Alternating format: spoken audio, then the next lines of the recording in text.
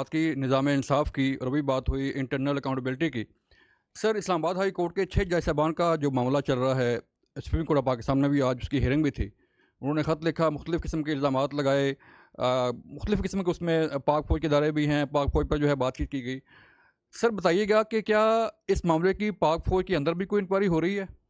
Thank you. देखिए, ये जो मामला है ये आला अदलिया के पास इसे ज़ेर बहस है। It is sub judice, so I would not like to comment on it.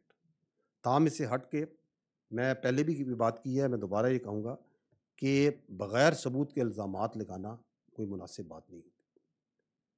और ये कि हम हमेशा ये रिक्वेस्ट करते हैं कि अफ़वाज पाकिस्तान को सियासी मामलात में उलझाने से किसी को फ़ायदा हासिल नहीं होता, नॉन प्रोडक्टिव।